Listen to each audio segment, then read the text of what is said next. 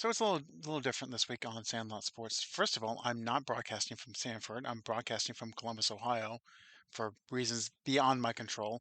But we continue our NFL coverage with the NFC South. We start our college football coverage with the ACC and the Big 12 because we have to figure out who's going to win those conferences, even though they probably don't matter. And then we start talking about the Olympics with regards to basketball and gymnastics. And then towards the end of the episode, we actually changed it up a little bit. We had some special guests from Speed Athletics, Coach Tevin and Coach Jerryl. Great conversation. Please make sure you listen and please support them as well. Welcome to the More Sports Podcast in Sanford, Florida. This is Adam Capison for Sandlot Sports. I'm here with Dorian Cody Yes, sir. What's up? and BJ Thomas. Simone Biles might be the best athlete in any sport at this minute. Yes, and has been that way for at least the past 4 years. So, as you guys can see, I am not in my normal digs. I am literally in a basement here in Columbus, Ohio, reporting on location. So, Coach Sharon Moore, if you need help with Ohio State when they call the "Don't tackle Donovan Edwards" call, let me know. But but I figured we would keep our college football preview going. Figured instead of going with the Conference of Champions, which was the Big Ten last year, we go to the conference that their undefeated champion couldn't even make the playoffs, and that's the ACC. So let's go ahead and get started.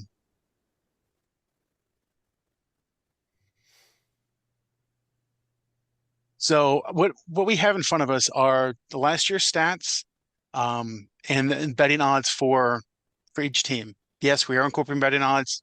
It's a thing. We're going to go with it. So I have the key non-conference games, and if you notice, there's actually more non-conference than conference. The ACC does play a lot of SEC competition this year. You've got Georgia playing Clemson, NC State playing Tennessee, and of course Clemson playing South Carolina.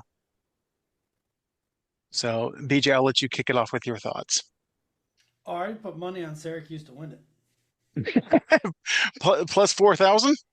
Oh yeah, months ago. I don't even know. I forgot it's been so long. Hey, you figure a $10 bet wins you 400. I don't know if that was the same odds then though. I'm looking right now. But I don't know. I feel like Clemson's in its death throes. Florida State's going to have to put a new quarterback in.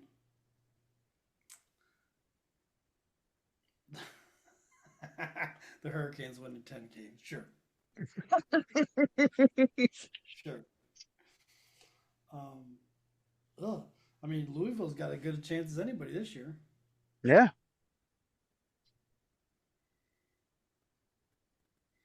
I mean, yeah, Clemson's favorite to win, but I don't. I mean, the only reason why is because someone has to by default. Um, but they are a team that, and I can't believe I'm going to say this. I actually agree with Paul Feinbaum. If they don't turn this thing around, that they're going to become irrelevant again. Yeah, it's not. Um, Florida State, I mean, they're always Matt Norvell can recruit. The 9.5 over under for their number of wins, I think, is low because they don't. I mean, they play Notre Dame in the out of conference and they play Clemson. That's about it. Even if they lose to those two, that's 10 wins. It would be 490 because I did the profit boost Oh, nice. on a $10 bet.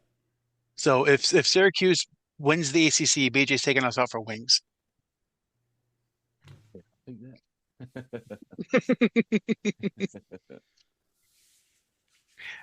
Dorian, what are your thoughts? um, I honestly think that the ACC. I mean, you got your Florida State. What, top four? I mean, you can't say top four now because I think the ACC is wide open.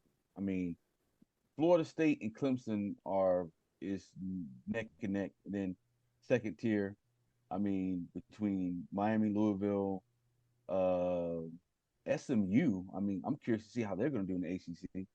Um, Stanford. Um, I don't know. I think it's wide open. I actually was reading that Virginia Tech got a solid quarterback. They say he's they said he a potential game changer for whatever. I can't think of the kid's name, but I think the ACC wide open. I mean, if I was a betting man, I would pull Clemson to win the ACC. But honestly, it's wide open. It can go either way. I don't see any. There's no like scary teams in the ACC at all.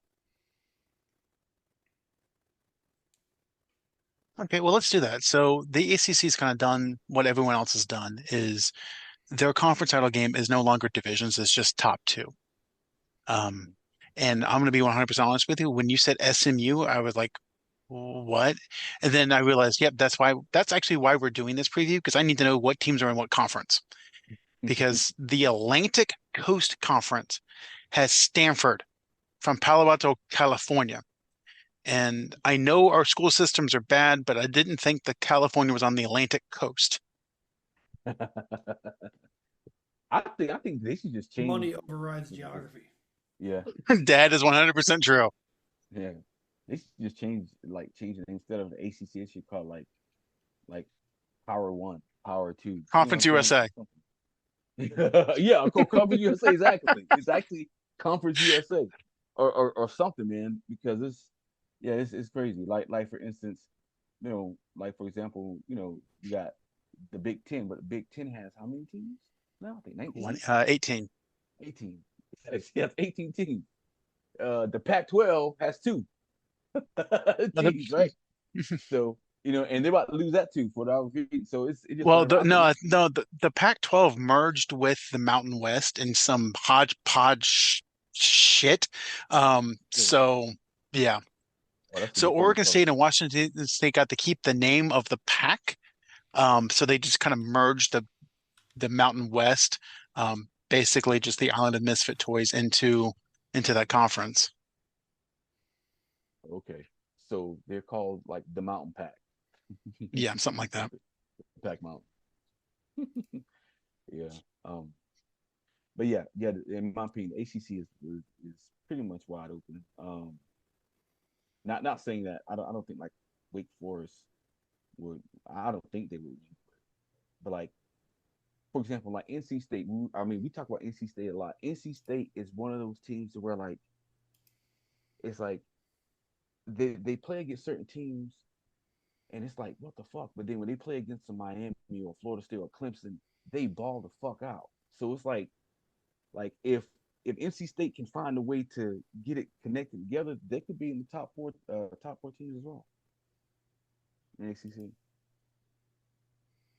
So you think Clemson's gonna make it? Who do you think they're gonna play in the ACC title game? Um, Ideally, I say Florida State. Oh no, wait, are they? No, they're okay. You got Atlantic Coast. What you got North and South? How are they broken up? No, Like there are no coastal. divisions. There's Oh, there's no no division. divisions anymore. Oh, okay, all right. So there's no divisions. I say Florida State. Florida State Coast DJ, because so you got DJU. Syracuse Syracuse and Clemson. gonna ride that train. Going with it. I'm most likely wrong, but I'm going down with the ship. There you go. Yeah, I'm gonna go Florida State. I'm gonna go to Louisville. Hmm, So BJ, we got you got Syracuse actually win the whole Yeah, thing. yeah, that's where my money is. So I guess that's what I got to pick. Yep, I got we're to in turn these Florida. gymnasts off. If you want me to participate in this fucking show? um, Pay attention. Trying. Dang, it's just DJU, man. He's not. I don't know. They say he's improved, but I believe it when I see it. I'm going Clemson. I'll take Klubnik over DJU right And I'm gonna go Florida State as in the rematch of last year's title game. So well, and if we thought the ACC was bad, the Big 12 was worse. Because not only did I not know who the hell was in this conference other than Colorado and UCF, only because people told me that's where Coach Prime was going. Um, when I did the breakdown today, trying to figure out like conference games, key non-conference games, I found one quality non-conference game, and that was UCF playing Florida. now. Ooh. The rest of them are just a bunch of cupcakes. Ouch. So, BJ, I'll defer to you. We got to pick winners, but is there anything you want to break down with that? Nope. No participado. Um, it looks ugly. Yeah. I'm just sitting here looking at the odds. I mean, poor Vegas has to pick somebody, I guess. It's the only time I felt bad for Vegas was picking this conference. Yeah, I mean, they picked Utah because they had to. The Buffaloes are plus 2,500 and only 5.5 on the over under. That's nuts. That's nuts. Yeah. I mean, how many more seasons they can give Dion to turn this thing around? I give him two more. I give him this season and next season. If he does not win 9 games next year, Mhm. he's going to be coaching Appalachian State.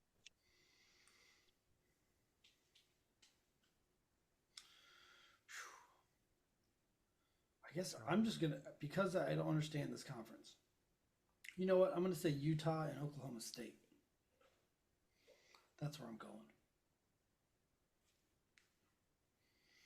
Oklahoma State Dorian, what are your thoughts? Go ahead. consistently I'm sorry. fields consistently fields a solid team. Yeah, the Yeah. fact that they're giving Oklahoma State a over under of 8.5 to me seems like, I mean, this is me stupidly betting, like easy money because Mike Gundy always has them 9, 10 wins. Yeah.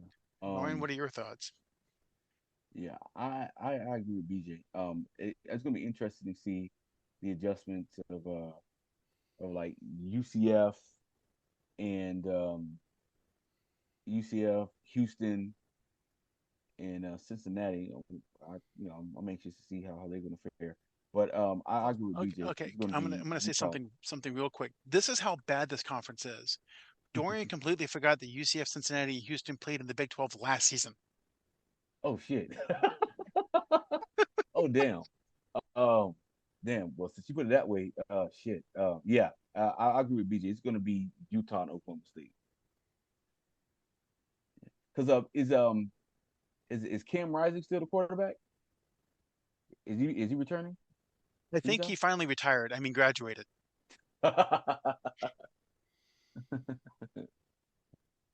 Yeah. So I'm going Utah as well, and because BJ went with it with his money back with the Syracuse pick, I'm gonna go with my money in the UCF pick. Not Cam Rising Betty still money. listed as Utah quarterback. Oh, he's still there. He's Is a listed. do we just call him Vane Wilder from here on out? Call him fucking Bo Nix. Cam Wilder. Yeah. So BJ, between Utah and Oklahoma State, do you think Utah is gonna pull that out to win the conference? I'm going with Oklahoma State.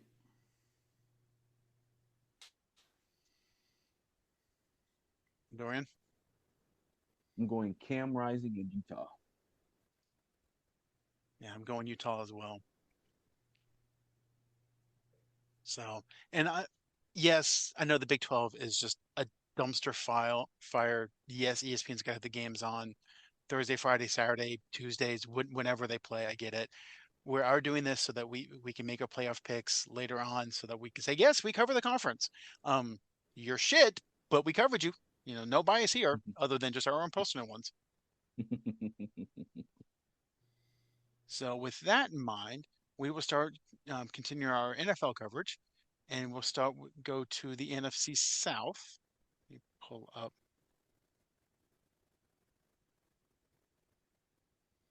Okay. So we will start our NFC South coverage with the Atlanta Falcons. Mm-hmm. Uh, Well, BJ, you want to kick us off? I just want to know.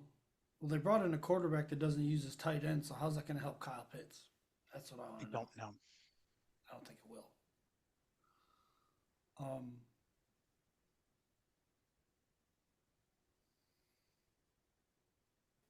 Pretty solid run game, okay defense.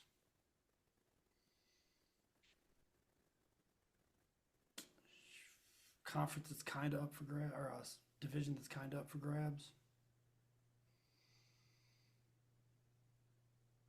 I think they could get I think they'll go over the 10. I think they'll go 10 wins. And I 10 think they wins. cover that. Yeah. Okay, Dorian. Um, eh, do you have there? Where's the? Yeah, that's what I need. The 2024 schedule. Yeah. Um, Being on location, I don't have as much room, so I'm trying to move things around. no, it's cool. No. No, I appreciate it. Um, their first 5 games. Uh, um, Atlanta gets Pittsburgh. That's they got Philly, they got Kansas City, New Orleans, and Tampa Bay. I see them going 2 out of 3 out of that Mm. one. I say 9. I say 9 wins. I believe that in order for Kyle Pitts to get the ball, they might have to put him in a slot or something so Kirk Cousins know that he's on the field, right? Um, but I'm hoping that in this offseason that they you know built some type of chemistry to where he can get involved in the offense because if Kirk Cousins doesn't get Kyle Pitts involved in the offense, I'm pretty sure he's gonna be asking for a trade. Um, but yeah, I see Atlanta getting 9. Yeah, and while in a vacuum, I liked getting Cousins over Ritter because, well, it's anything over Ritter. I mean, it's a baked potato over Ritter. Cool. That move make perfect sense. I said at the time, and I'll probably be proven wrong because, I most often are, that the pick of Michael Penix Jr. in the first round and not like an offensive weapon or, offensive lineman, that was a kind of a wasted pick, especially because of the hands. Cousins is right-handed, Penix is left-hander, so you got that back and forth. Cousins his injury history. This team did win 7 games last year with Desmond Ridder at quarterback. I mean, they were terrible at quarterback and win 7 games. Is Kurt more than 2 or 3 games better than Ridder? Probably, but they're also, as Dorian said, the schedule is brutal. Pittsburgh, Philly, Kansas City, New Orleans, Tampa Bay. Yeah, they're going to start 2 and 3 at the best. That's their ceiling. Yeah. Um, and then Seattle, Dallas, the Chargers, Minnesota. They've got some wins. I'm going to go 8, just because I don't see them drastically improving. Again, when the team gets off to a slow start, they kind of start to falter.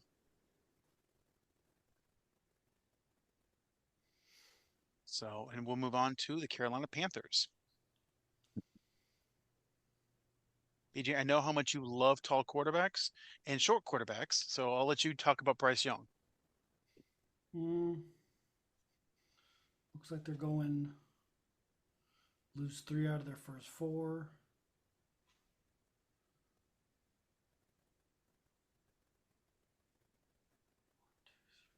Lose another 3 out of their next 4. That puts them at 2 and 6. two and My math is six. right. Yep. I'm saying 5. They might split with Atlanta. They got a chance at Arizona.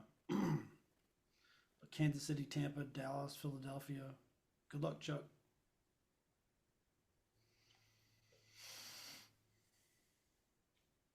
Dorian. Um, I'm looking at the calendar and I'm looking at the teams that they're playing. Like I can see them I can see them sneaking one against Vegas. I can see them splitting one with Atlanta. Um, I don't see them beating Chicago to Chicago. So, but I can see them. I can see them beating the Giants, getting sneaky beating Giants. That's 3, and then that's it. So I'm gonna go. I'm gonna go 3 wins this year. Damn. 3 wins. By looking at this schedule this year, because it's like again, Bryce Young, man, like, like I'm just thinking, okay, oh, okay, you got New Orleans. Wait. Okay, I'm looking at yeah. Let me look at 20, 24. Okay, so this year's schedule, right? So you got You got New Orleans, who has a pretty solid front four. You got Los Angeles. I'm pretty sure Harbaugh's going to have their defense rocking. Las Vegas, they may be able to sneak one out of there. Um, Cincinnati, they improved. Chicago, I don't, I think Chicago can beat them. Um, Atlanta, I don't, I think they'll split Atlanta at home, so they may win the first one at home, and then Atlanta split back with them. Washington, that's a toss up, but I think, um, yeah, that's a toss up. I just don't see them winning any more than 3 games this year because all Yeah, the I other mean, teams that if you see that they're going to play, especially at the end of the season, that gauntlet, you got Dallas, Philadelphia, you got Tampa Bay, you have Kansas City. Like those last couple games, they may sneak one past Arizona, but then again, Arizona's going to have Marvin Harrison Jr. and they're going to have Kyler Murray. So I don't know. And oh yeah, let's talk about the Panthers losing Brian Burns. So yeah, I'm sticking with three, man. yeah, I mean, yeah, looking at their schedule, I mean, they will be lucky to be 3-7 going into the bye week in week 11 because I don't see them beating the Saints in New Orleans in an opening week. Chargers going to have an improved defense. Vegas has a stout defense, whether or not their quarterback play is anything. Yeah, Bengals are the Bengals. Their first chance at a victory is Chicago, and that's in Chicago. I I don't see them winning that game. Atlanta, they might squeak that one out. The Commandos or Commanders, um, possibly. Broncos, no. New Orleans, no. Giants, who knows? So that 3-7 is their ceiling going into their bye week. And then coming out of their bye week, you get Kansas City, Tampa, Philly, Dallas. Well, those are 4 losses. Arizona may or may not have anything to play for. And Tampa and Atlanta, just like last year, they're probably going to be competing for a playoff spot. I mean, right. I'm going to go 4 just because I think 3 is just too low. But all 4 of us, all 3 of us, are below the 5.5 over under for them. It's sad. It's just sad. I got a question for you guys. So, really quickly. So, Terrence Marshall Jr. He's I think the third string wide receiver, um, on the Panthers, right? I don't know if you guys remember, but at first he was part of that trio in LSU when they had it was him, it was um Was he there with Justin Jefferson? yep, Justin Jefferson and Jamar Chase.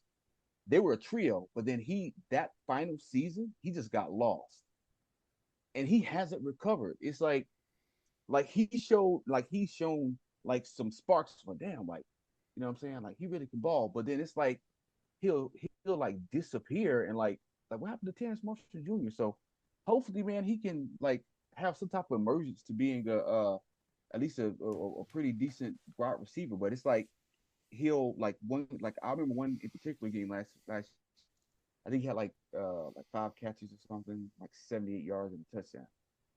So it's like, okay, all right, he's going to, and then it's like ghost. Is that a mental thing? Because I know with receiver, you basically have to act like you can win every single down. And if you're going against defensive backs that are your equal and you don't have that mentality, I mean, oftentimes you just don't win. We're breaking a cardinal rule of this podcast. We're covering this team for more minutes than its combined wins will attribute. So we have 3, 5, and 4. That is 11 minutes. So this conversation is over.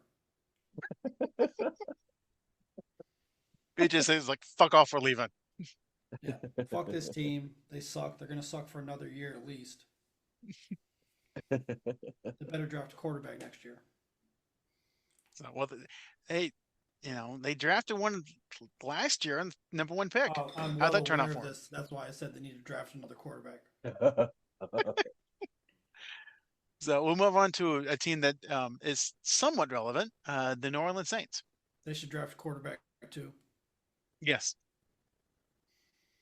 Quarterbacks for everybody. So BJ, actually, you know what? I'll start this one off with Dorian. Dorian, how is Alvin Kamara going to do this year? Yeah, I'm still salty about Alvin Kamara. He won that championship. But anyway, Has he I been don't know. sentenced for So, anything recently? huh? Has he been sentenced for anything recently? Um, Not that I know of. I Okay. Well, hope not. Um, so here's the thing. So he's still a viable option, of course. The thing about it is, it's like those knick-knack injuries, right? Jamal Williams showed some flash, but um, if Alvin Kamara can stay healthy, I think New Orleans would be formidable. I could definitely see them. Um, so looking at their schedule, um, so let's say the first 5 games that they have, I can see them going. What they'll beat Carolina, more like they'll beat Atlanta. Um, 2-3 first 5 games. Um, Denver could be a toss up. They could beat Denver.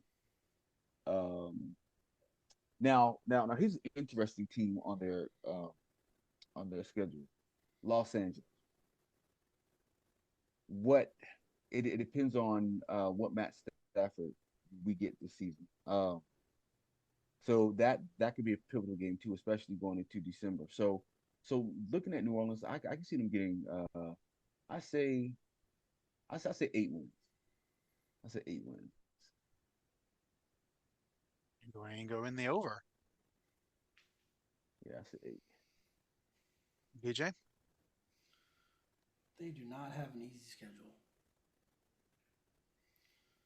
Bucks twice, Rams, Green Bay, Dallas, Cleveland's defense, Mm-hmm. Chargers, Chiefs.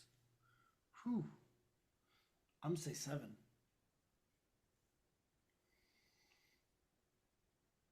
I wanted to say 6, but I'm gonna say 7. yeah, and I know I sound like a broken record for kids, under 40. This is the thing that's about this big, vinyl, and but look at how they start off their season. Yes, they're probably going to beat Carolina because Carolina is a raging dumpster fire. Then it's going to Dallas, Philly at home. Atlanta is probably a win, but then at Kansas City. Two I and wouldn't three say to they start the beat season. Atlanta. We just talked about Atlanta going winning 7 games with no quarterback play. Okay, well, I'm sorry, that one's in Atlanta. I think they split with Atlanta. They think they lose the first one and then win the second one because and the first Yeah, one's in that's Atlanta. So possible. 1-4. Yeah. And then Tampa, maybe, depending on Baker. Denver, maybe. Um, and then you start looking for wins because I mean, if they're 2-5 after week 7, you're talking they got to get 5 wins in their next 7 games or 10 games with the Rams, with Green Bay, with another good game against Cleveland, another game against Tampa. That's going to be tough. I'm going to go 7 just because I don't know how this team gets to 8 wins. I really don't. So we'll move on to the team that won the division last year, the Baker Mayfield-led Tampa Bay Buccaneers. BJ? Interesting case. It's an interesting case. Another team with not such an easy schedule. I'm seeing the Ravens, Eagles, Detroit, the Chiefs, San the Francisco. 49ers. Holy crap, Cowboys. And then they got to deal with the Saints, who could split with them. Oh, man, They that's do a not have a lead. golly. Oof. Yeah, that I'm schedule going. is I'm gone. going just under what Vegas has. We're going to go 7. This might be one of the ugliest divisions in football. Dorian? Ooh. All right. So I'm looking at okay. I believe that they'll beat Washington. Um, I believe that they'll sweep one against Denver. They'll split between Atlanta. So that's 4 wins right there. And they'll split with they'll split with Atlanta. They'll split with the Saints. Um, I believe they'll beat New York. That's 5. I believe they'll split with Carolina. So that's 6. I believe they'll beat Vegas. That's 7. Yeah, I'm gonna go with 7. I'm gonna go with It's not 7. looking good. I'm gonna go with 7. No. It is not looking good for this team. Yeah, I'm And gonna go and with again, I mean, 7. this is a team that won the division last year. Now they won the division at 9-8 because again somebody had to. Baker has played better than we thought Baker was going to play, but they didn't really improve, and their schedule got harder. Mhm. Exactly. I mean, and to you guys' point is, I don't know where the wins are for this Yeah. team just to make it to 500. That's 9 wins. Okay, Washington, Denver, Atlanta once, New Orleans once. That's 4. New York, Carolina. That's 6. Carolina again. That's 7. I mean, yeah, I don't know. Maybe they beat the Raiders, make it 8, maybe. But I'm gonna go 7 as well. And guys, we covered an entire division, and one of us had one team. Oh, I'm sorry, 2 of us had one team over 500. One of us had them having 10 wins. Yeah, I don't like this Like division. this, They're in this trouble. is a terrible division. Yeah. And Terrible they're going to be division. playing. They're playing a solid schedule this year. Yeah, and not just themselves. Yeah. So I mean, we shall see. But that's just nasty. That's a nasty schedule, nasty division. Yeah. Um, we're gonna pick the games because that's what we do. But my God, that's just sad. So, but things that are not sad is BJ. I think it was you that posted in the group chat that I don't know when or how or who decided this, but having Snoop Dogg being the official ambassador to U.S. sports for the Olympics was the greatest move of all time. It's pretty nice. I like it. He's more You, entertaining you, than some of the announcers. Yeah, I mean he had the torch. Now, granted, it looked like a giant blunt, so it was right up his alley. That would be a Um, joint. Thank you. Joints are white, blunts are brown. Get it right. thank you. You're welcome. I'll keep you. I'll keep you informed. I appreciate it. But he's been doing announcing. He has been like at the games cheering on the team. It's been great. It's been fun. He's loving it. So, and I know we don't normally cover like quote unquote Olympic sports here because frankly we don't follow them as well. But I know BJ has been clued into the gymnastics. Those girls are amazing. I've been yeah. specifically watching the American team. I haven't watched too many of the others, but they're so powerful for such tiny little people. Yeah. They have a lot of explosion, which explains them thighs. I mean, you can crack walnuts with those thighs. Yeah, watermelons. They just pop watermelons constantly. You just hand them to them. That's probably what they do for working out. Just crush watermelons. Jeez. But yeah, I mean, the power. What really got me is I watched the qualifying performance of Simone Biles on the beam.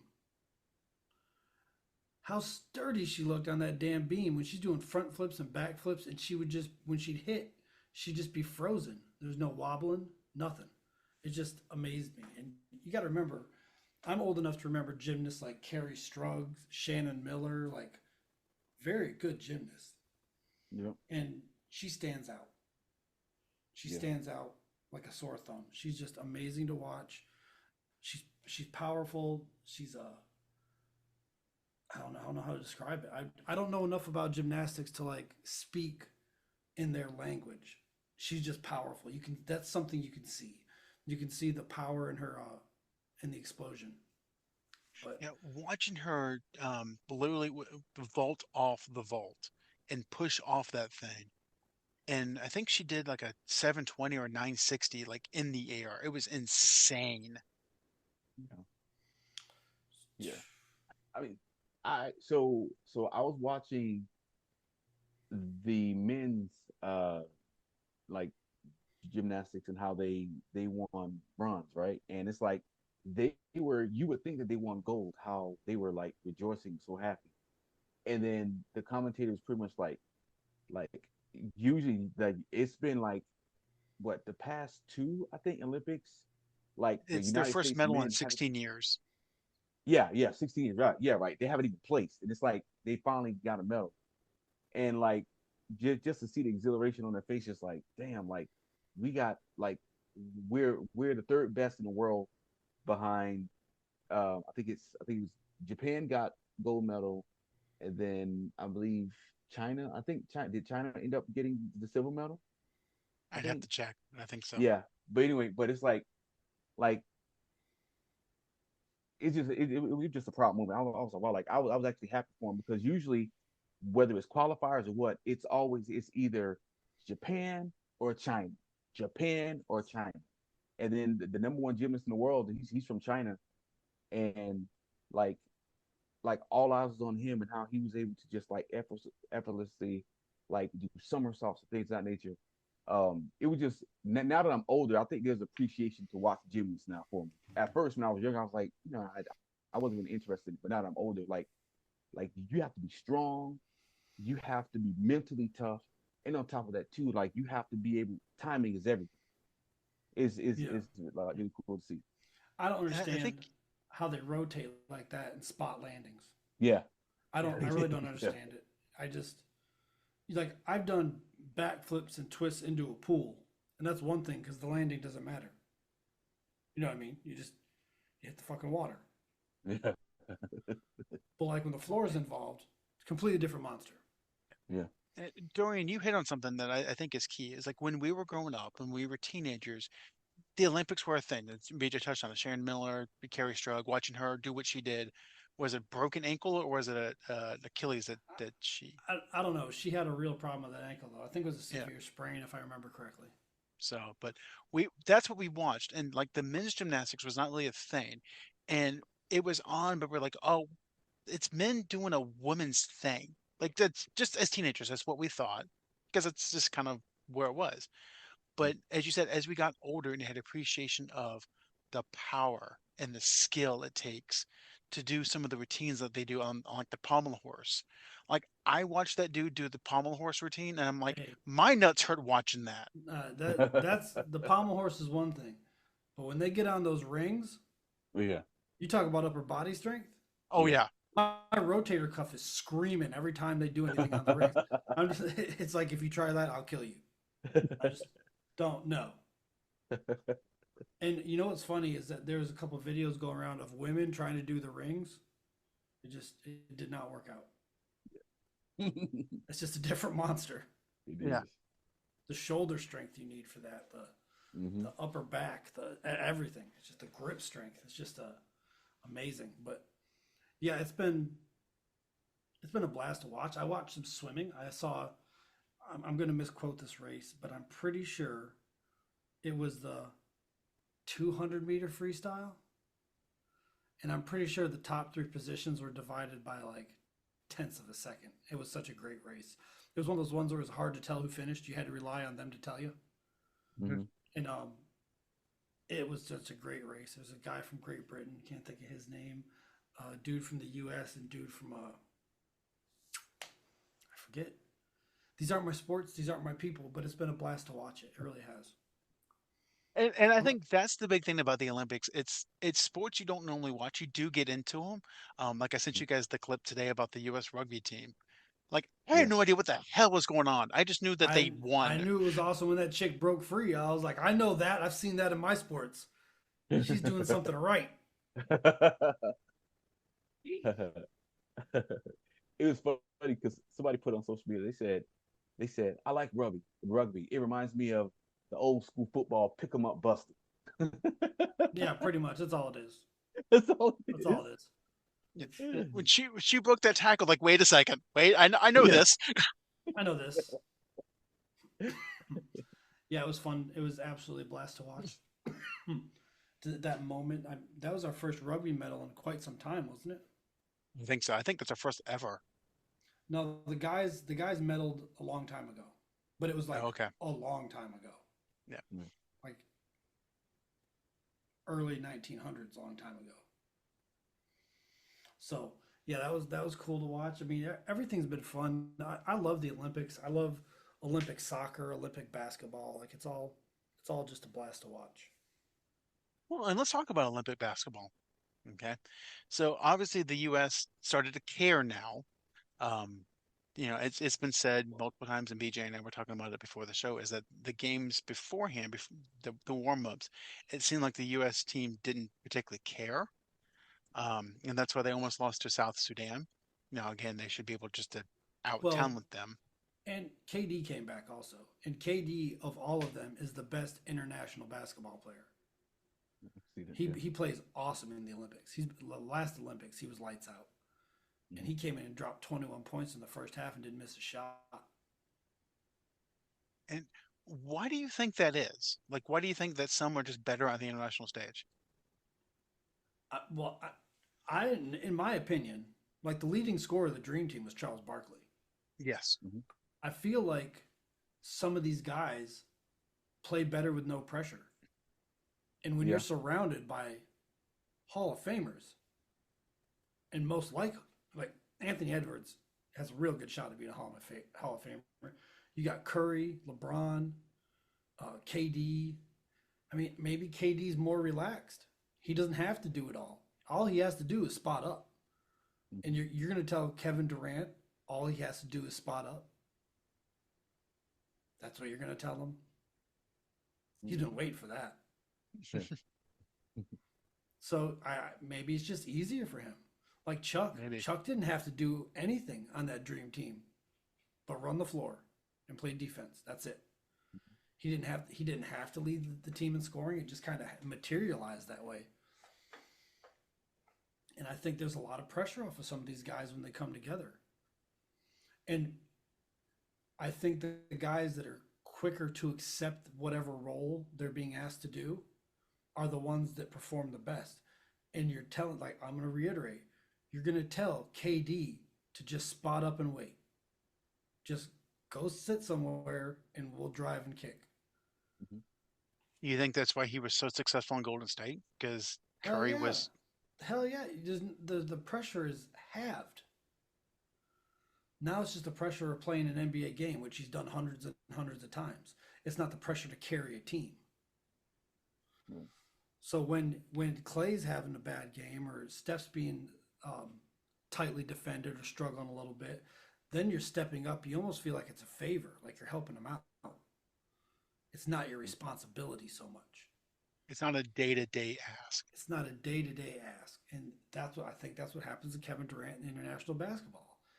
He's just getting in where he fits in, and he gets to relax and do what he's done since he was a kid, and that's drain these buckets. Yeah. I did think it was funny that after the game that they had against, what was it, Japan? Oh, Serbia. Kerr was like, "Oh, Jason Tatum, my bad. I forgot to play you." I do not envy the USA head coach in the least At all. at all. Not with those egos. I don't even No. know. I think a lot of those guys. I think the dream team really kind of set the blueprint for how to deal with all the people, and so I think the players are less likely to get um, moody or egotistical about that. But I've always thought that the dream team set the blueprint, and then the other teams have been able to follow that. So I don't know if the egos are that much, but I would put if I were Steve Kerr, I would have the pressure on myself, feeling Jason Tatum sitting there, and be like, "Damn, I forgot to get him in the game," and I'd feel guilty about that. I don't think Jason Tatum's upset with Steve Kerr, You think in it's a my media opinion. concoction that just like, hey, Tatum didn't play because I think they noticed it and brought it up, and it was commented on, and that's going to be the end of it. yeah, You don't and think Kerr did Jason say that he's Tatum's complaining. going? You don't think he's going Yeah, to get significant minutes in the next couple of games? and Kerr flat out said that he's going to get at least 12 to 15 minutes in the next game. Yeah. So I would not even if I were Jason Tatum, I'd be like, "Thanks for keeping me fresh for the next one. Appreciate it." So I ask you guys this. So how come Coach K, it seemed as if when he was coaching the USA basketball team, like everything was just effortless. Like it just went smooth. Well, Is it the discipline that Coach K comes with, right? You're talking about like a top 5% of all coaches ever. You know what I mean? I don't know Yeah, if it's Kerr like is on that level. it's like asking what makes Chuck Daly different because he's fucking Chuck Daly. I mean, we're talking like Red Auerbach, Krzyzewski, Phil Jackson, Pat Riley. Like these guys are top shelf coaches. But Coach K never coached in the NBA though. He Didn't still need managed to. multiple. He He coached, still managed. He's managed multiple personalities from multiple backgrounds Right. yeah, consistently and he throughout his coached whole. multiple NBA players. He just didn't coach them at the Yeah. NBA level. Right. So what I'm getting to is even though Steve Kerr won those championships, there's still an element that he still needs to develop. Well, he's Oh, also a young sure. coach. Yeah, Like, and his team is changing in front of him quickly, Yeah. and I don't think they're adjusting as fast as they should. Mm. so I'm gonna break the conversation just real quick. So we actually have a special guest star this week. So, Jerryl, do you want to introduce yourself? Can everyone hear me? Yeah, we can Yeah, hear yeah, you. we get you, bro. What's good? Yeah, so I'm Coach Tevin here. I'm a founder of Speed Academy Track Club.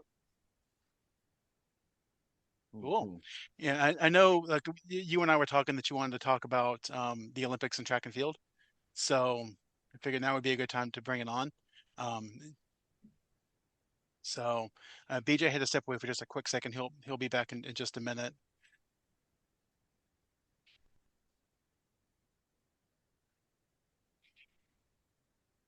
So do you want to tell us a little bit about yourself?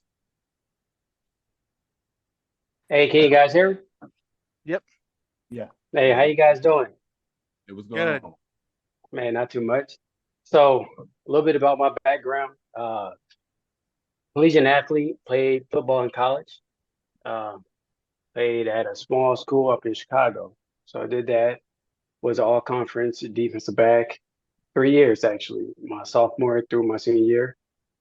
Went on to try to play professional football. So I did actually University of Illinois did a pro day, worked out for some scouts there. Chicago Bears brought me in for a workout. Did that, some CFL teams. Ultimately, I ended up playing arena ball over in the Tampa area. So I did that. Actually, let me backtrack. Played for a team up in Evansville for a little bit. After that, went to a team, Chicago Slaughter, with them. Ended up breaking my hand and end up going to a team over in the Tampa area in Lakeland. So I was with them for a season and was having some success over there. Actually, having a pretty solid season. Had about 7 interceptions. End up breaking my foot, so I missed a few games. But came back, finished up the season, had a pretty solid season. And then not too long after that, ended up hanging it up. Had some things I had to do in terms of moving forward with my life, in terms of finishing school, starting a family, and that sort of thing. So did that. What else I say about that, man? I worked in the health field for a while, man. Ended up starting a business. So I have a CPR business, a rate of CPR. So I've been just trying to focus on that, build my brand with that, and kind of see where I can go with that. You know. Sounds So good. you played Yeah. arena football? I did. How did you feel about those receivers being able to run at you off the line like that? Hey man, that's a little bit intense because you have so you have a smaller field, and then the receivers get a jump start, so they're coming at you with a head of steam, and you kind of just gotta really compensate for that. So you got to get in your back pedal and try to not allow them to break your cushion, before they break off into their route. So it was a learning experience, a lot different from outdoor football for sure. I bet the DB's the toughest position in football anyways, because you guys are at a disadvantage as soon as the game starts. So It is, man. so It then to is, and see these guys running directly at you, I'm like, man, come on, like. yeah, yeah. And so, my football career, I played cornerback for the most part, but when I played arena ball, I ended up playing safety. So I was a DS, defensive specialist. So that's more, I would equate that to more like free safety. So I was over top, and that allowed me to see the field better and all that. And I actually enjoyed it. So, kind of get a little bit of both worlds coming down, making tackles as well as coverage. So, I would say arena is where I developed my love to actually start hitting people rather than getting interceptions. Question for you, brother. So tell the listeners out there how how special it has to be to be able to convert from being a corner to a safety. Because you have some young football players saying, "Oh, it's easy. Oh, I can just convert from being a DB to a safety." Can you explain how that process works? Yeah, yeah. I mean, I think with corner, obviously you got to have that footwork. You utilize your quickness, be able to react and whatnot. Safety, same concept, but not as much. Because you're not on an island. Versus being on a corner. But with safety, you have to have that dynamic of being able to come down and make a hit, make a tackle and whatnot, and be on the field. Corner is coming from the outside. Safety's coming from up top, so it's a little bit different. But you see the game, the perspective of the game is a little bit different. Um, I just like the angle of that game, so it's a little bit your range. You get to exhibit your range a little bit as well. Would it be fair to So say that it's easier physically but tougher mentally because you're having to see more of the field? Whereas like a corner, you're focusing more on a third, right?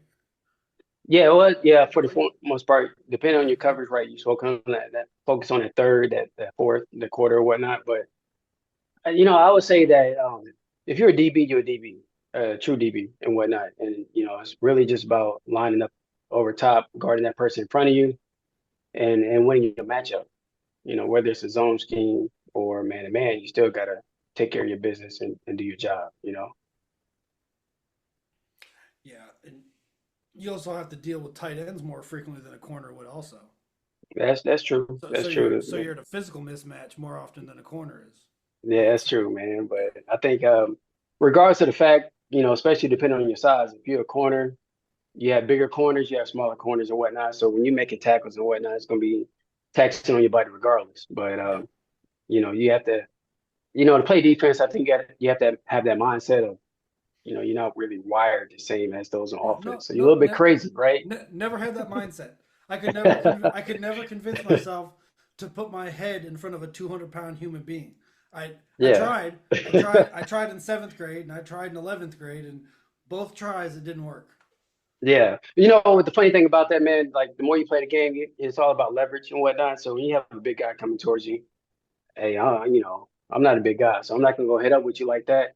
I'm more gonna hit you in your thighs and whatnot, and you know, take you out that way. So I will say this, man. One thing that I talked about, with my buddy and I, when somebody catching the ball, it's really attacking them first. Don't give them the opportunity to set up, line you up, and Square up and head towards you. right, Right. Yeah, yeah. right. So I'd rather be trying to attack you and cover that ground before you can get a chance to react. I think that's key right there. I can understand that. Yeah. Being small, you have to take advantage of, what you got and understand how to play the game. So I think that's key right there. So use your head and get there before they do, kind of deal. True indeed. True Yeah. indeed. True Okay. indeed. Yep. Makes sense. Yep. Yeah. So, Jerryl, when you and I were talking, you were talking to me about stuff I didn't know about, like the current Olympics track and field events. Hmm. Uh, Yeah. Before you guys joined, we're like, we follow the Olympics, kind of, but I figured now would be a good time for you to come on and tell us what's going on with track and field. Yeah, definitely, man. So I got Coach Tevin here, right? And he's a track guy. I've been getting into the track world. I have my daughter running track. Coach Tevin been in track for a long time, and so he can kind of back me up on some of the things that we talk about, some of the things that I say. But with it being the Olympics, I think that it is it, it there's a lot going on right now. I would say with obviously about Noah Lyles and whatnot, and I think he bring a lot to the track community, the track world in terms of that notoriety. I'm sorry, and bringing attention to the sport. but there's a lot of people out there that's really been putting in work for a long time. And so when you understand track, the different events that you have and whatnot, it becomes really exciting. So I think once the world kind of see that, especially on the platform that we have right now with the Olympics and whatnot, but it's gaining a lot of traction as well. So man, there's a lot of people out there that's really doing good and really, you can really look up to, especially for the younger generation. We grew up watching Michael Johnson at the '96 Olympics in Atlanta. In Atlanta, yeah. Coach Tevin, you can probably speak to this. How did he run like a duck and run that fast? Because he doesn't have like a traditional straight up forward running style. Like he had like a little waddle to him when he was running. I didn't. You look at these guys now and they're more rigid. They're more like. Am I right? Like there's more of like a straight line thing where Michael Johnson was kind of like just waddling down the track there. Yeah, I definitely agree. I think one of the biggest things is just that natural talent. Yeah. For a lot of athletes that aren't born with the natural talent, they have to really hone in on everything else to kind of develop and be able to perform at that level. But, sometimes I told my athletes, you can't look at that specific person and say you're going to follow their style. Right. That works for them. And, you got to stick to what you do in practice. But yeah, I would say with Michael, he had a unique running style that I wouldn't recommend to copy, but it worked for him, and that's we'll just leave it at that. I know nothing about track, but I was 15 years old looking at the guy like that's not right. Like Yeah. I've watched enough races to know that that's unorthodox. That's unique to him, and I don't think I've ever seen anything like it since. Yeah. Yeah, but the Well, key the was funny go ahead. go ahead. Yeah, the funny thing is, there's actually another new athlete that's coming up in the 400. He's a 16-year-old athlete that placed sixth at the the U.S.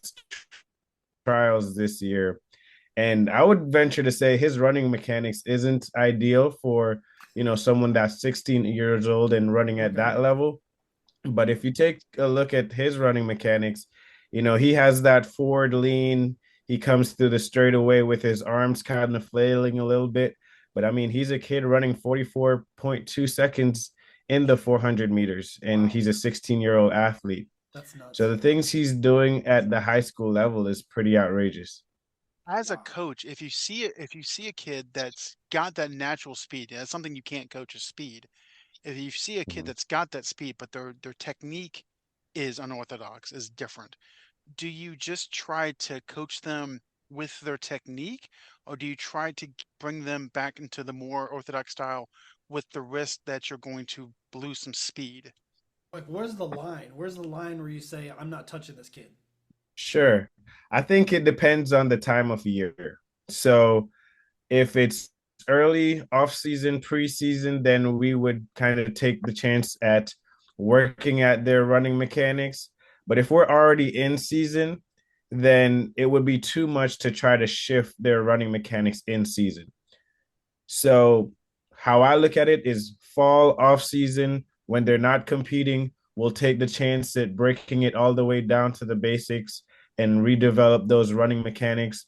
But if we're in track season and we have meets scheduled within the next couple weeks, then I won't touch their mechanics and we'll leave it there. That makes a lot of sense. I can see how you'd have much more success catching them early, and it doesn't make any sense at all to touch them near a competition. Um, Now, here's something that maybe both of you guys can speak on. Uh, why is it so? Is it hard for track guys to transition to football because they get smacked? Or well, no, but I've seen some really fast guys in high school that were not fast with pads on for whatever reason. And then there's some guys who probably wouldn't do so good on the track team, and you put pads on them, and they look like a jackrabbit out there. It's nuts. Like, I wonder if that's all mental, or is it something that can be taught or learned? You know what, man? I think there's a couple things that go into that, right? Because you have people that's athletes, that's athletic, and they want to play football, but there's a few layers that go into that, right? You got the physical aspect of it, hitting or getting hit. And so then when you put that component into there, that changes the game. Yeah, especially nowadays. I know that component. That's what sent me to basketball. Exactly. So there's a thing. Hey, there's a thing that right, the Oklahoma drill made a lot of people go to basketball, That's what right? sent me to basketball. Yeah. Yeah. So, you have that, and especially, where we at right now, you have a lot of 7-on-7, and there's a lot of hype around 7-on-7. Um, More of an offensive drill. You have receivers out there looking pretty and whatnot, which, you have people that maybe excel in 7-on-7, but once they get the pads on, it's a totally different player. It's different when you're going across the middle and you got to worry about getting hit, right? Or you even really get jammed up the line like that. So I would say that in terms of track, I seen something the other day. I think what was it? It was Ron St. Brown. I think his dad was talking about the correlation between playing track or running track and football, and I kind of disagree with that. But then you got players in the 80s and the 90s and whatnot that track is a big component of their off-season conditioning, right? Miami in the 80s and whatnot, and Right. and so my stance on that is that track can complement other sports, in terms of teaching you the mechanics of running, teaching you how to really get your knees up, pump your arms and whatnot, because you're going to need that, in any sport, that quickness, being able to get to point A to point B, right? And so, I would say with football, man, it kind of go hand in hand, but Right. some people may not truly agree with that. But you Well, look at and some of this. one of the things Go that ahead. we bring up here a lot on this show is having a well-rounded background before you specialize into a sport. One of the big things that we mention is get your kids into soccer I first. I tell all my friends, put your kids in soccer because once you get their feet right, they can literally play anything. There's nothing they Yeah, can't play. Like if they can get work on their feet and get a couple years of soccer under them, they can run track, they can play football, they can definitely play basketball. It teaches angles, it teaches footwork, it teaches teamwork, like that coordination right there, that right? coordination, right? Like Hmm. I see soccer as a great foundation for all sports. Yeah, I agree with you on that. I mean, what do you think about baseball as well, though? Right? Yeah, I love baseball, but I feel like that would help in the field with angles because soccer teaches you passing angles. You have to, I mean, you have to learn how to cut behind people and get behind defenders and stuff like that. So I think that would help in fielding, like taking angles to get to the ball. Catching the ball, getting that the hand-eye coordination as well. Yeah, all that stuff. So yeah, Mhm. I like baseball. Mhm. I I'm not have a a hard baseball fan, by the way. I no, just I I just just know that it can be beneficial. Absolutely. I just have a hard time with pro baseball. There's too much standing around. There's too much stepping in and out of the box. They're trying to put Hmm. the rules like the pitch clock in and stuff to fix that. But I have no problem like the College World Series and stuff. I can watch that. And I can see how baseball definitely has things that are beneficial in other areas. Because if you can hit a 90-mile-an-hour baseball, your hand-eye coordination is top notch. It's Superior. Well, superior. that clock in baseball, has that been improving the sport in your opinion? I heard about it, but I don't know much about it. Right? From what I've seen, a couple games that I've watched, it's only knocked a half an hour off a game, maybe. Mhm. Yeah. And we're talking about Which a 3 hour, 3.5 hour, 2.5 to 3.5 hour game. Okay. so now Baseball's kind. there is the concern that the pitch clock is causing more pitchers to have injuries. And my thought of that is because the pitchers just haven't adjusted as much as the batters have. Because they're throwing more pitches in a shorter time span. But it's made the game watchable. Because as VJ was saying, sometimes at bats would last 10, 12 minutes because the batter would go, he'd come out of the box, pitcher would then, take a breath. And it was such a slog. When they put the pitch clock in, it sped the game up a bit and it's made it more enjoyable to watch. I've watched a few games this season and it's like, okay, I could watch this in the future. Mhm. Hmm. Tevin, do you coach athletes from other sports? Yeah, so I specialize in track, but I do performance-based training for other athletes. I don't get into the specifics of skill training for the specific sport, but I work with basketball, soccer, football athletes as well. Who would you um do you watch a significant amount of sports? Like do you watch football? Do you watch basketball and things like that? Yes, I do. Who would you say the fastest basketball player is right now? Oh, good question. We hit you with the good Um, questions. Yeah. Can I chime in on that for a second? I Yeah, would sure. say I'll take votes. We'll take votes for sure.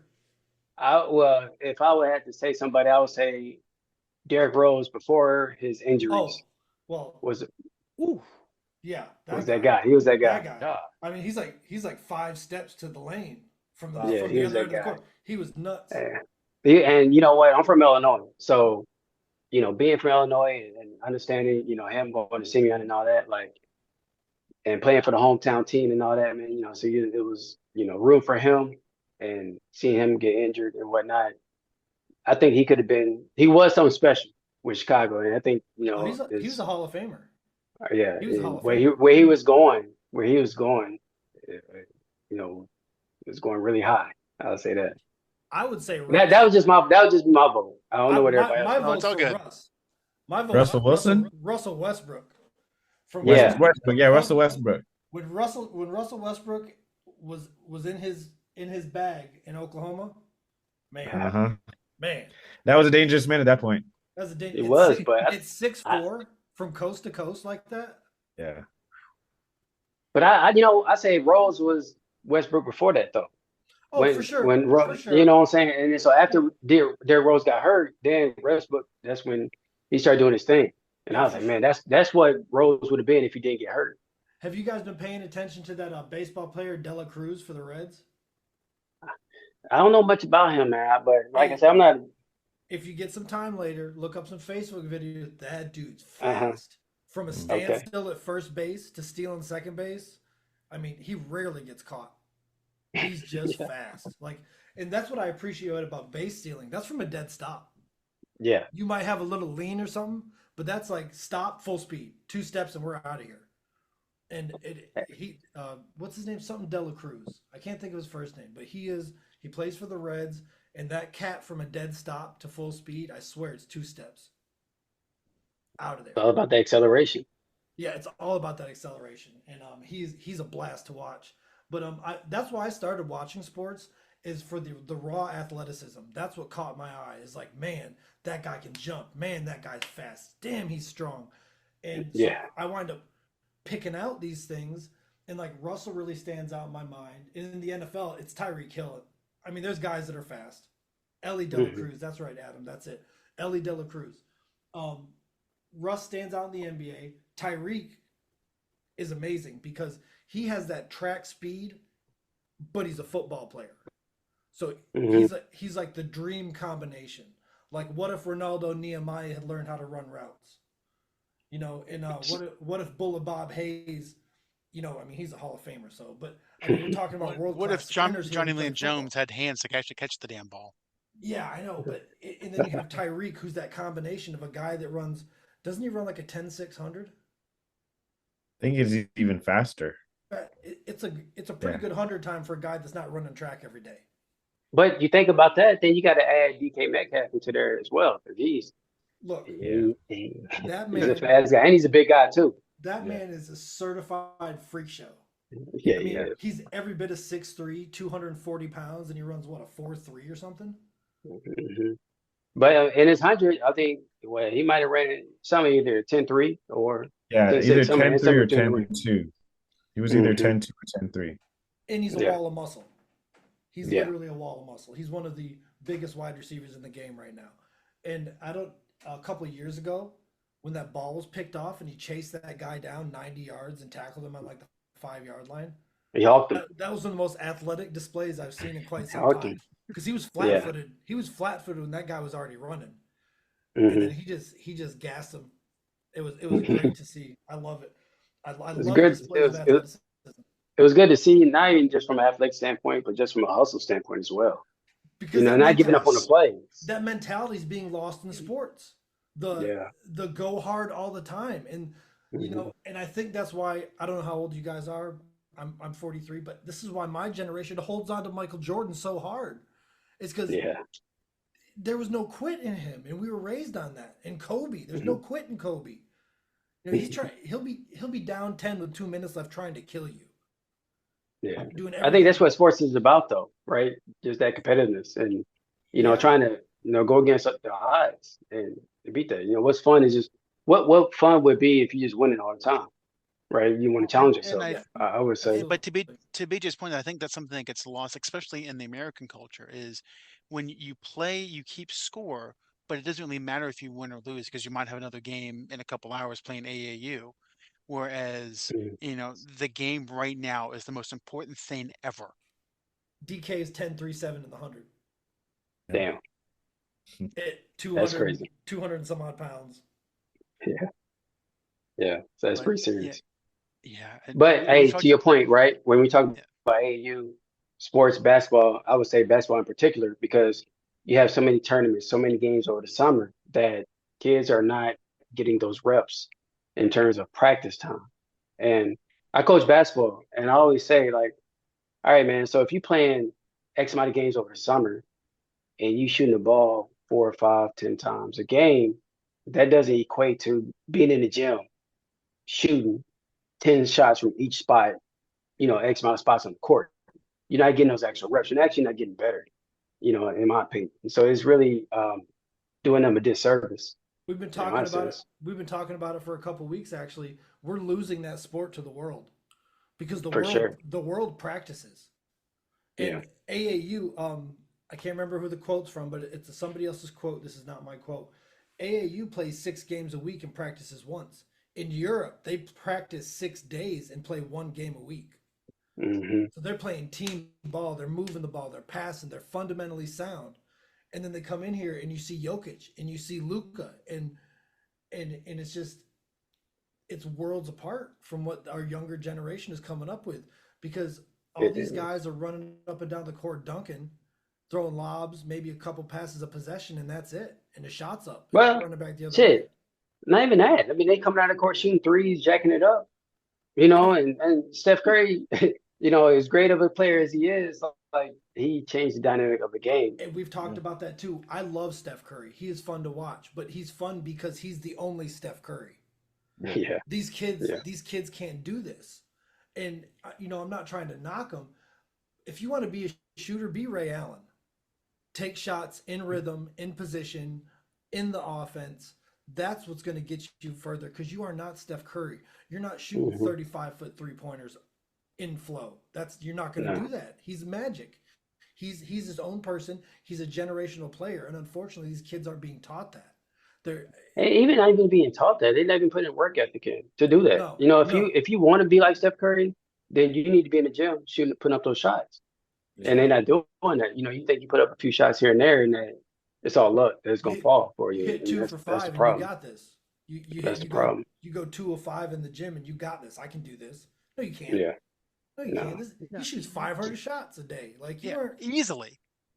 easily. And I think that's the thing that's lost, and not just in sports, but just the younger generation as a whole is they think, oh, I can do this once, I can do it forever. It's like, no, you have to pay your dues, you have to put the time in, put the work in, grind your ass off, and that work will pay off. Well, Hmm. speaking of working and shooting, did y'all see KD in that first game against Serbia in the Olympics?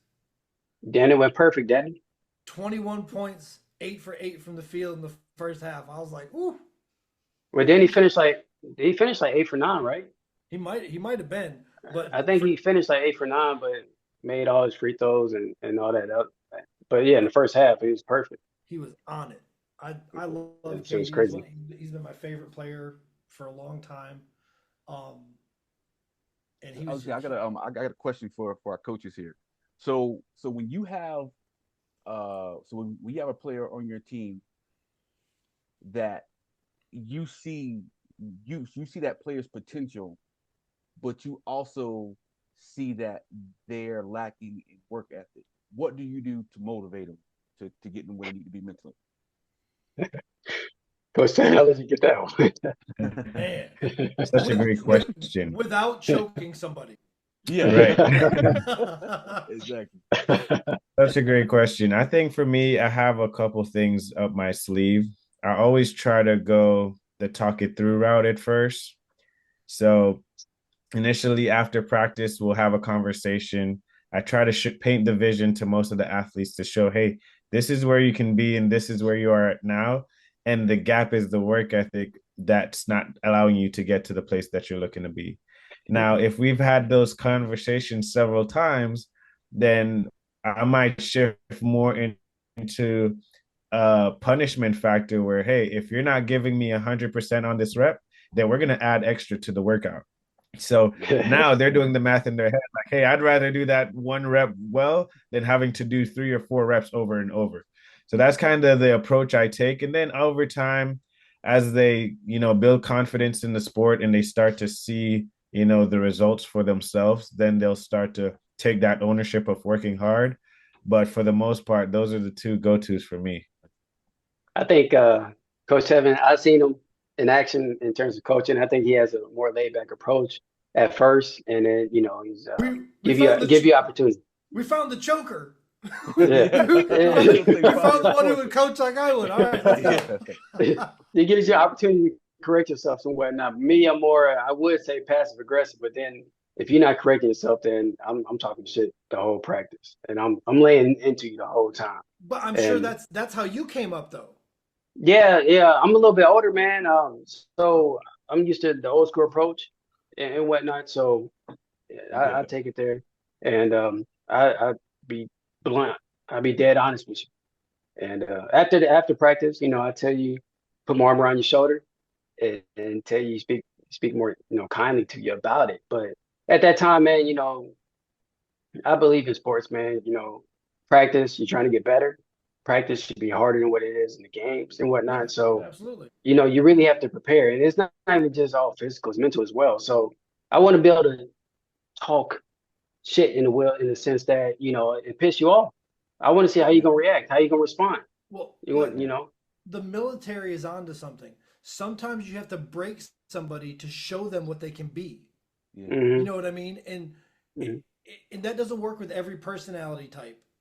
But there's a lot of people out there that you need to break them down a little bit because they have a little too high vision of themselves. They're a little too comfortable in their position, and you got to crack them a little bit, and then show them like you're here, but we can get you here. You can do this. And BJ, you just hit on it. Like what Coach Tevin just said is, you start with the like, hey, yeah, we can do this together. Absolutely. That will work for some people. If that doesn't work for you, we're going to try something else.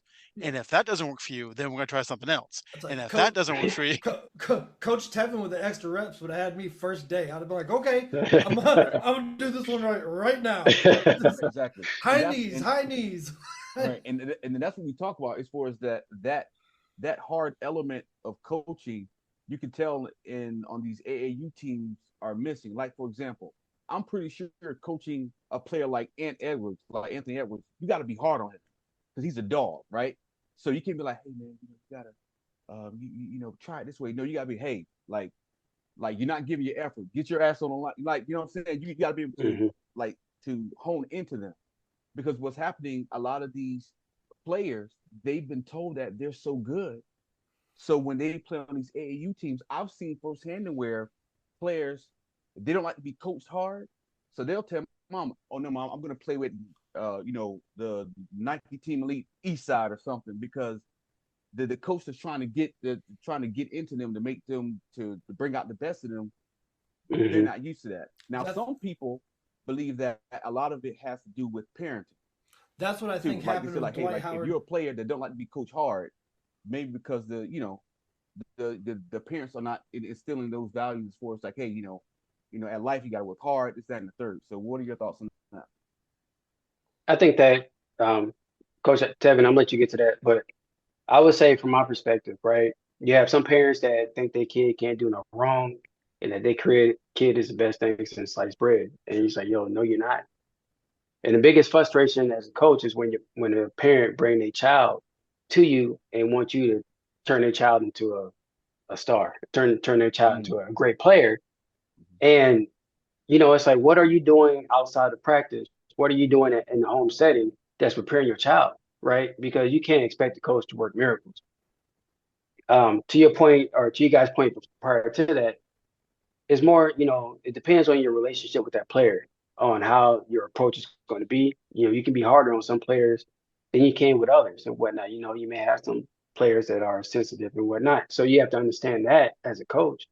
But, you know, from that aspect of parents bringing their kids to, you know, to your program and want you to work wonders with them, you know, that can be challenging because, you know, it comes, I mean, you know, you have to build that foundation, that base, not only from a talent standpoint, but just mentally as well. So you have to be able to be open to that criticism and whatnot and understand, hey, man, these are things that you can work on. And I'm the person that's going to push you in that right direction. If you are not willing to accept, you know, criticism from me, then, you know, what are we doing here? You know, why are you here? And that's You know, why I think a lot of kids form close relationships with their coaches because they're getting from the coaches what their parents won't give to them. Once these kids finally flip that switch and they realize that I'm not the best thing since sliced bread and I can be better, and then a good coach is giving that to them, giving them the keys to the car, teaching them how to get there. That's why I think kids get so close with coaches. To that and point, Coach yeah, Tevin, to you want I'm to that take this sorry. point, one? I would say the biggest thing too is building a connection with the athlete early and showing them that you care.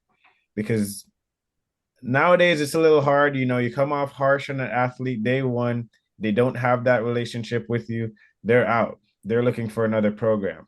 But especially with the transfer portal, whether it's, you know, high school level, whether it's, you know, even at 7-on-7 and Pop Warner, kids are so quick to go and leave and find another program if it's not benefiting them. So I think it's even harder for a coach now to where I'm trying to develop a program, but all of these kids are here for what's in it for me. So that's where it becomes hard for a coach to build those relationships with athletes when everyone have their own agenda and their own motives. And if I'm not getting the ball every rep, then I'm going somewhere else that's willing to feed me the ball. And how And do they're we looking go at it as from more like they're looking at it more as like, what can you do for me? yeah, As if they'd have started already made it versus what can they learn from that coach? and I just as a society, how do we go from Mike getting his ass kicked by the Pistons and being in the weight room the next day all off Patient season so he would never particip- happen again to participation no trophies. participation trophies were well before then. No, So no. It got worse. Everybody's got to be patted on the back. Nobody can be yelled at. Like, I just don't. I was gonna ask these guys. Haven't you noticed that kids are much more sensitive than we were growing up? Absolutely. Very sensitive. Like to be honest, it's all good. my coaches in seventh grade were motherfucking me. Yeah, They were calling me. They were calling us motherfuckers on the football field. Yeah. yeah. And if you do that now, you'll be in court. Like Mhm. I, just, I don't understand. And you know what's crazy is I never took it personal. I never cried about it. I was like, damn, I must have messed up. Like, you know what I mean? Yeah. Like, I just, and now like today, I just don't understand where the sensitivity comes from and how you think this is going to make you a better adult. I don't. Yeah. The world doesn't cater to you. The world isn't easy. Typically, more often than not, the world's kind of tough, and you got to Yeah. deal with Very shit. tough. You got to deal with shit on a daily basis.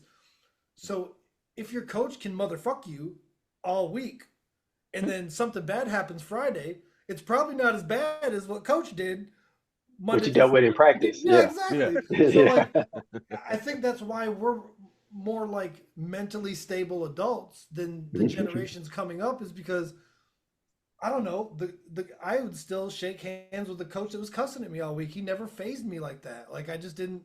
I don't know. And I don't. Nah, man. I think those coaches, you know, are the coaches that stand out to you. So, you know, when you're a child and you have those coaches cussing you out, when you get to adult, everything they say start to make sense. You Yeah, know, so absolutely. I have a couple coaches that I think about to this day. You know, Coach Gray, Coach Mack. Those are two coaches. Coach Barona. Those are three coaches that the same stuff that they talked about in middle school and high school, I apply it to my life today. I even talk to my kids about the same stuff that they say, and so it's like, you know, I mean, yeah, of course, it's a different time, but when they choose you out, man, you accept it, and you know, you listen to what they say, you took it to heart. You know, so It made me want to do a little better. And now, like I said, exactly. we talked. We have a brief understanding of how my football career came and went, all within about 18 months. But uh, But like it still made me want to do better. I still wanted to try to play for him. I didn't quit in the middle of the season or anything. Like I tried, and I just don't see if I don't feel like that's the case now. And I feel like your job is harder than your coach's job was when you were kids. Yeah, sure indeed.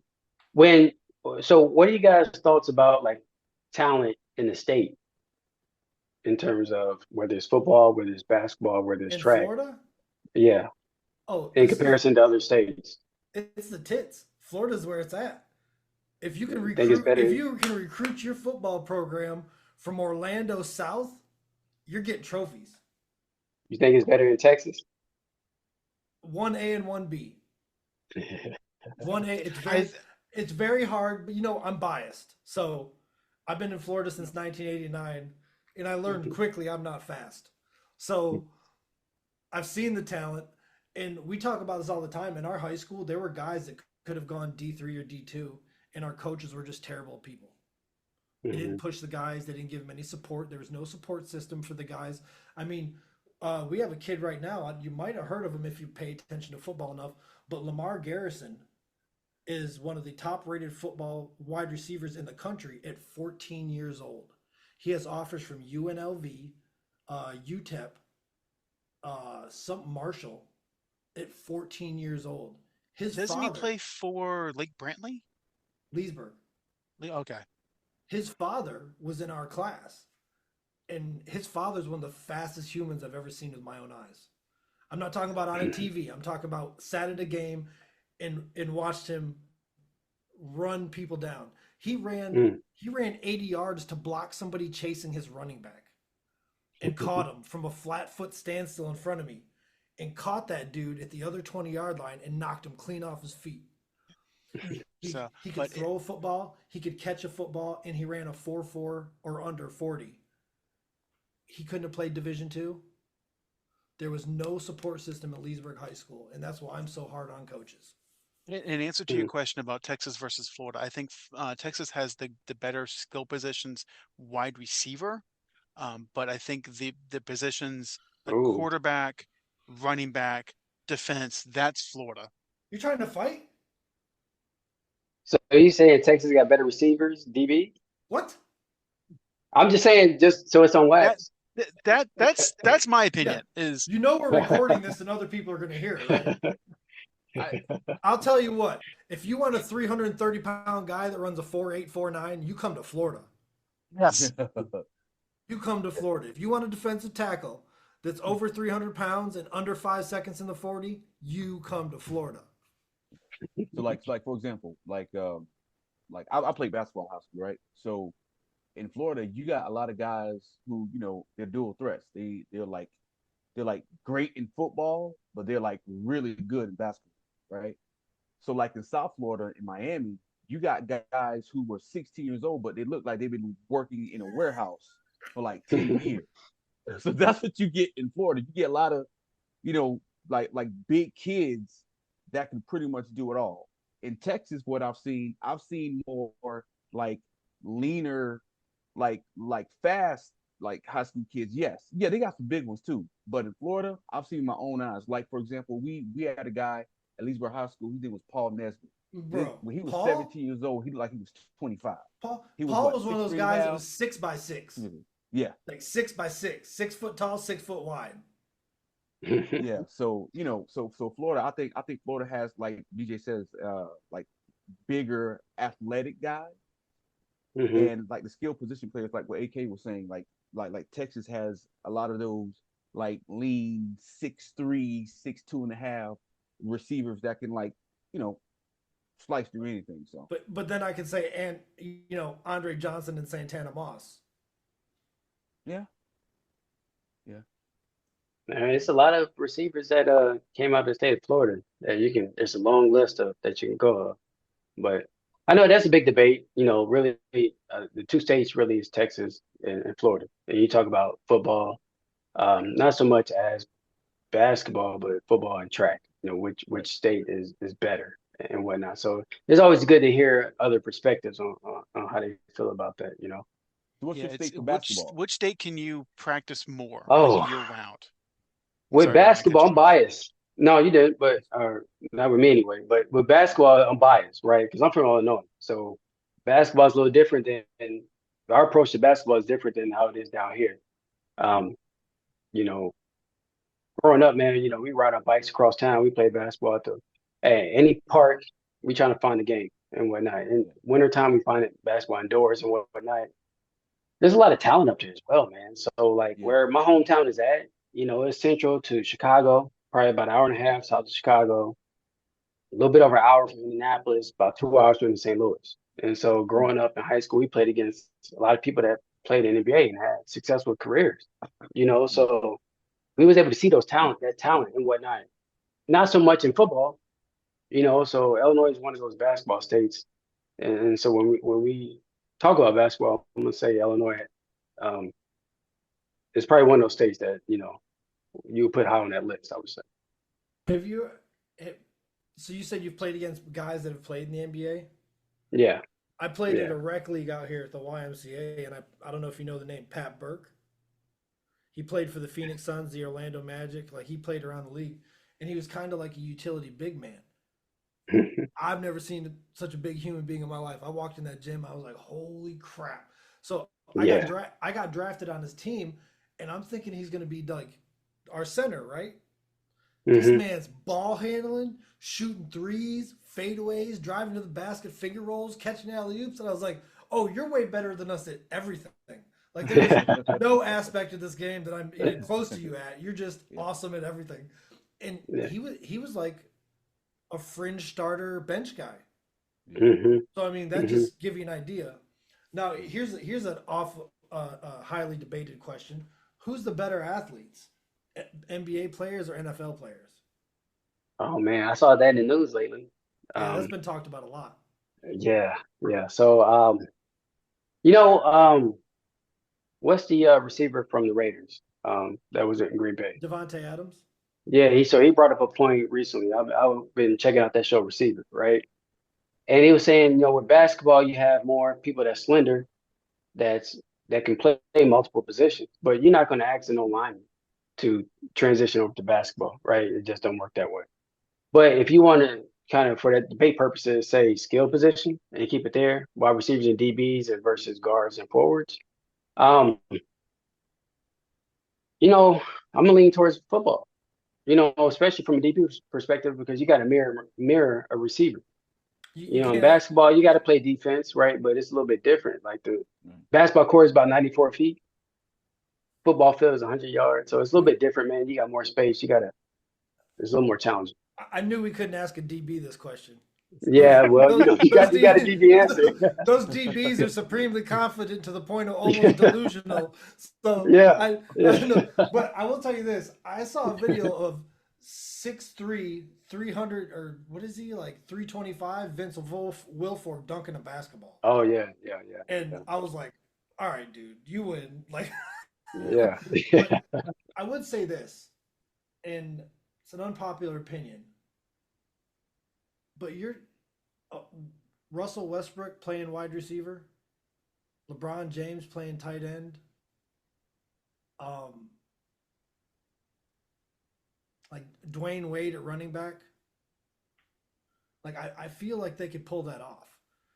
Well, your top tier athletes will be good at anything. Right, but I think it's a very small percentage of NBA players that could succeed at football. Then what's your argument for someone like Antonio Gates, who was fringe in college basketball and a Hall of Fame football player? Freak. We talk about it all the time. You got to get rid of the unicorns. You can't the special people we can't factor into our equation because they'll mess the equation up. And Antonio Gates is a special athlete. Same thing with Oh man, same thing with Tony Gonzalez. He was a fringe player at Cal. He was an okay college basketball player. Same thing with Jimmy Graham. They get to the NFL and it's like, whoa, these guys are Pro Bowlers. Well, and that goes back to what we talked about. I know it's getting kind of late, but having that cross discipline, cross sports athletes, if you're able to play multiple sports, whether it's track and football, whether it's soccer and basketball, if be well rounded and you'll be successful in what you do later on in life. So it is getting late, but Tevin, Jerrell, I'm going to give you guys a chance to plug whatever you guys want to plug. while we're here. Tevin, you got it. Yeah, so for my AAU track and field program, we're starting up our season in October. So we do our conditioning in October, and then we'll be rolling into the season of next year. You can follow us at Speed Acad on Instagram, and check us out on Facebook. Awesome. Thank you. And yeah, and I kind of, also give a vote of confidence to Coach Tevin as well, because as I mentioned to you, um, my daughter runs track, and Coach Tevin is her coach. And this past season was her first year running track. He worked with her a lot on her mechanics and whatnot, and also just her building confidence and turned her and helped her become an All-American, two-time All-American at that. So 9 years old, running the 100, 200 meters, but top 10 in the country. So I give credit to Coach Tevin. Him and I had conversations prior to the season, and turned into a partnership in terms of, hey man, you bring the track technical side to it. I work with her in terms of the mental aspect, the work ethic, and let's put it together. And the athlete that we are developing is in a good trajectory, have it in a good direction. So I'll say that about Speed Academy and whatnot. But um, in terms of me and what I have going, for those who listening that work in the health field, even if you don't work in the health field, and CPR awareness, right? So we had Demar Hamlin that had that incident a couple years ago. We had LeBron James' son Bronny that had that incident. We had the guy from Kansas City, a few months ago, that he went into cardiac arrest and whatnot, where he had a seizure and he went into cardiac arrest. I think this was OTAs back in May or something like that. But to that point, man, just CPR awareness. So what I'm doing is Array of CPR. It's a company that we do CPR training, first aid training. I work with the school system, work in the health field, work with daycares. Um, Most recently, worked with Culver's restaurant and whatnot. So just really promoting that CPR awareness and just bringing light to that. So definitely. But Awesome. but before we go, we'd like to thank you guys for allowing us to be on the show as well, man. I definitely enjoyed having this conversation. Oh yeah, it was a blast. Thanks for coming on. We appreciate it. Yeah, you Yeah, guys are I welcome love on anytime. it. Definitely. So I'm, take you up on that as well. So I know with the Olympics coming up, we didn't really talk about it as much, man, but stay tuned to that, right? Because we got track coming up. What is it? Is it next Thursday? It's No. Monday. It's the Yeah. third. The third, right? Yeah, I think Yeah. the 100-meter prelims might be Friday or Saturday, so that's a good thing to look out for. Yeah. Ready for some track. And, Ready for some more basketball too. Oh yeah. yeah. So that's gonna be exciting, man, because you got a lot of people, um, not even just the big names, between the Americans and Jamaicans and whatnot, but there's some people outside of that I think that's could sneak in there. You got a guy from Great Britain, right? That's making noise. You got the guy who won gold medals in the last Olympics, which he having a tough time right now, but you can't, count him out. Marcel Jacobs, you can't count him out. Um, you got some young people coming up in the 200 as well, and on the women's side as well. So it's really exciting time for track, I believe. So Awesome. Well, this has been fun. Like I said, you guys are welcome on whenever you want. So just give me a shout and yeah, we'll do it again. So, but ladies and gentlemen, this has been Sandlot Sports. it sounds good.